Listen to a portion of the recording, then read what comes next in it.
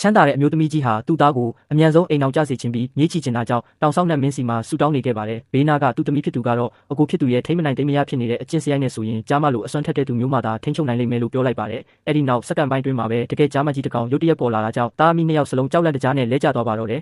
။အဲ့ဒီအချိန်မှာအမျိုးသမီးတစ်ယောက်ကကြားကိုပြန်လာဖို့အော်ဟစ်လိုက်ပါတယ်။အဆူခံရပြီးနောက်မှာတော့အဲ့ဒီကြောက်စရာကောင်းတဲ့ကြားကြီးကအမျိုးသမီးရဲ့ရှေ့မှာချက်ချင်းဝတ်သွားပါတယ်။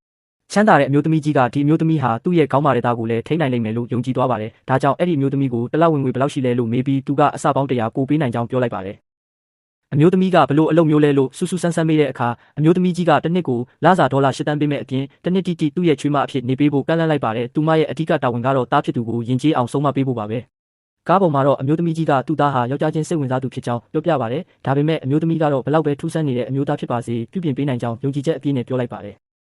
မကြခင်မှာပဲသူတို့ဟာလက်ဝဲကွင်းတစ်ခုကိုရောက်ရှိသွားပါတယ်။အဲ့ဒီကွင်းထဲကအမျိုးသားဟာရှုံးပွဲမရှိသေးတဲ့သူပါသူ့အမေနဲ့အတူပါလာခဲ့တဲ့ဒီအမျိုးသမီးဟာသူနဲ့လက်ထပ်ရမှာဖြစ်ကြောင်းသိလိုက်ရတဲ့အခါအမျိုးသားကလက်ဆွဲနှုတ်ဆက်ရင်တမင်တကာအားနဲ့ညှစ်လိုက်ပါတယ်။ဒါပေမဲ့အမျိုးသမီးကအားနဲ့ငယ်လေးပြန်သုံးလိုက်ရုံနဲ့အမျိုးသားကဆူဆူရှက်ရှက်နာကျင်မှုကိုခံစားလိုက်ရပါတယ်။အမျိုးသားကအမျိုးသမီးကိုလက်ဝဲထိုးဖို့စိန်ခေါ်တဲ့အခါအမျိုးသမီးကဈေးတိုးပေးရမယ်လို့ပြောပါတယ်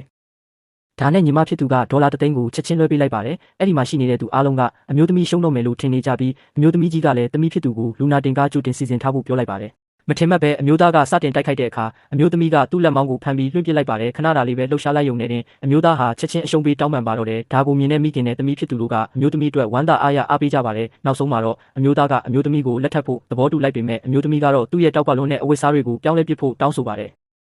အမျိုးသားကရုန်းကန်ဖို့ကြိုးစားပေမဲ့အမျိုးသမီးကသူ့ကောင်းကိုအိမ်သာထဲနှစ်ပစ်လိုက်တာကြောင့်နာခံယုံမှတပါအခြားမရှိတော့ပါဘူးရုပ်ရည်သွင်းပြင်ပြောင်းလဲပြီးနောက်မှာတော့အမျိုးသားရဲ့ပုံစံဟာတိတိတတ်တာကြီးကိုကောင်းမွန်သွားပါတယ်မိခင်နဲ့ညီမဖြစ်သူတို့ကလည်းအင်မတန်ကျဉ်းသွားကြပါတယ်အမျိုးသားကအမျိုးသမီးအတင်းပြောင်းခိုင်းလို့မဟုတ်ပဲသူ့သဘောနဲ့သူပြောင်းလဲတာပါလို့လေ့ကျက်လိုက်တဲ့အခါအမျိုးသမီးကသူ့ကိုနောက်တစ်ချက်ထပ်ကန်လိုက်ပြန်ပါတယ်မကြခင်မှာပဲသူတို့နှစ်ယောက်လက်ထပ်စာချုပ်ချုပ်လိုက်ကြပါတယ်အမျိုးသမီးကစုချင်းငွေကိုအလွယ်တကူရတော့မယ်လို့ထင်နေပေမဲ့အမျိုးသားကတော့အကူအညီတွေခေါ်ထားတာကိုသူမှမသိခဲ့ပါဘူးသူ့ရဲ့တငယ်ချင်းကဆိုင်ကယ်နဲ့ရောက်လာပြီးပြိုင်ပွဲတစ်ခုသွားရန်သူ့ကိုခေါ်ထုတ်သွားဖို့ကြိုးစားပါတယ်အမျိုးသမီးကအမျိုးသားကိုမသွားဖို့တတိပေးပေမဲ့တငယ်ချင်းဖြစ်သူတွေကအမျိုးသမီးကိုပညာပေးဖို့ကြိုးစားကြပါတယ်ဒါပေမဲ့မျက်စိတမိတ်အတွင်းမှာပဲအမျိုးသမီးကသူတို့အားလုံးကိုအလွယ်တကူအနိုင်ယူလိုက်ပါတယ်ဒါကိုမြင်လိုက်ရတဲ့အမျိုးသားဟာအကြီးအကျယ်ထိတ်လန့်သွားပါတော့တယ်